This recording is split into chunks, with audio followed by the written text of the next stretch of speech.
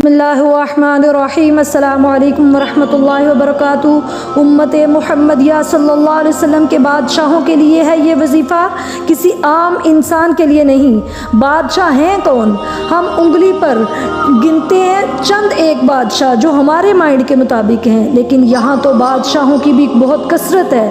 کیسے وہ بنتے ہیں بادشاہ؟ آمنہ کے لال میرے اور آپ کے پیر و مرشد جناب محمد صلی اللہ علیہ وسلم کے حکم کے مطابق بادشاہ یہ ہے۔ فرمایا آپ صلی اللہ علیہ وسلم نے، من اصبح آمنا فی صربہ معافا فی جسدہ، جو بھی شخص صبح اٹھتا ہے صحت و سلامتی کی حالت میں، امن میں ہوتا ہے، خوف کوئی نہیں ہوتا، صبح اٹھنے کے بعد تندرست و توانا ہوتا ہے، عندہ قوت یومی، کہ ایک دن کا اس کے پاس کھانے پینے کا سامان گھر میں موجود ہوتا ہے، فَكَأَنَّمَا خَيْرُ لَهُ الدُّنْيَا، فرمایا آپ صلی اللہ علیہ وسلم نے کہ یہ بادشاہ ہے، اس کے گھر ہر چیز موجود ہے۔ فرمایا یہ بادشاہ ہے، اپنے آپ کو کمتر نہ سمجھے۔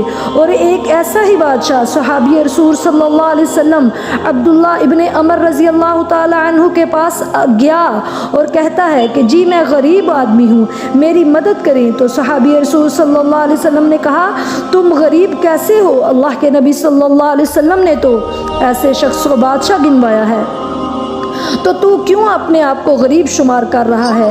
پھر صحابی رسول صلی اللہ علیہ وسلم نے اس سے 2-3 سوال کیے۔ پہلا سوال یہ پوچھا کہ کیا تم شادی شدہ ہو؟ خدمت کے لیے بیوی گھر میں موجود ہے؟ تو کہنے لگا جی ہاں الحمدللہ میں شادی شدہ ہوں۔ پھر سوال کیا کیا رہنے کے لیے اپنا گھر موجود ہے؟ تو کہنے لگے کہ جی ہاں الحمدللہ اپنا گھر ہے۔ تو فرمایا جب خدمت کے لیے اللہ نے بیوی دی ہے، رہنے کو گھر دیا ہے، تو غریب کیسے ہوا؟ تو امیر ہے۔ تو کہنے لگا کہ اگر میں یہ کہوں کہ میرے گھر میں خادم بھی موجود ہیں تو وہ کہنے لگے صحابی عبداللہ بن عمر رضی اللہ تعالی عنہ، انت الملوک، کہ جس کا گھر اپنا ہو، بیوی بچے موجود ہوں، گھر میں غلام ہو، تو وہ تو پھر بادشاہ ہی ہوا، غریب کیسے ہے؟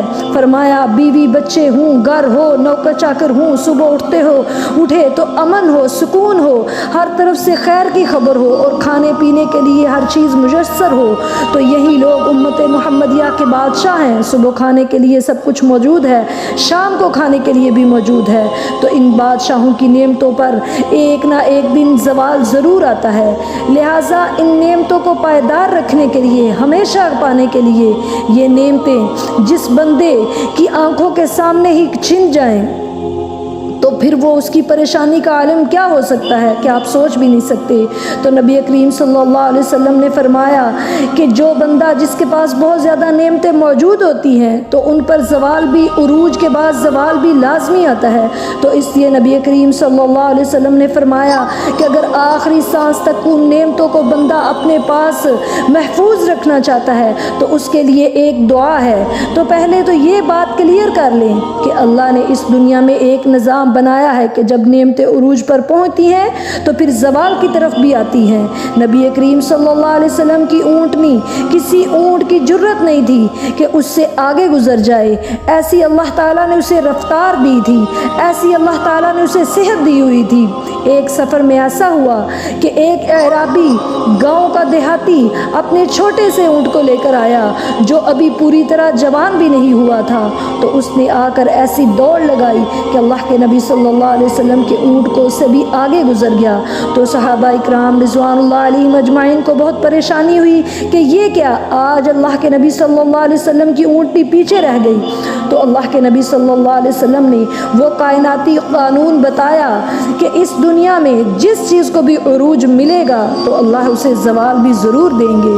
تو یہ جو بادشاہ کے پاس نعمتیں موجود ہیں، ہم تو یہ سمجھتے ہیں کہ بہت لگژری وہ گھر ہونا چاہیے، گاڑیاں ہونی چاہیے اور اتنا پیسہ ہونا چاہیے کہ جائز ناجائز ہر خواہش ہم پوری کر سکیں، لیکن نبی کریم صلی اللہ علیہ وسلم کی حدیث ہمیں کیا بتا رہی ہے کہ بادشاہ کون ہے؟ جس کے پاس بیوی بچے چیزیں موجود ہیں، گھر اپنا ہے، صبح اور شام کے لیے کھانا موجود ہے، اور اگر ایک غلام بھی ہو تو پھر تو وہ لازماً بادشاہ ہے۔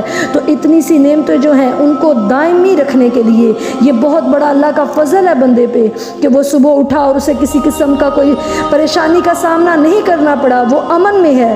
تو پھر اس کے لیے آپ صلی اللہ علیہ وسلم نے فرمایا کہ اگر آپ دائمی چاہتے ہیں یہ نعمتوں کو تو آپ یہ دعا پڑھا کریں، اللہم انی اعوذ بک من زوال نعمتک وتحول عافیتک وفجاءۃ نقمتک وجمیع سخطک۔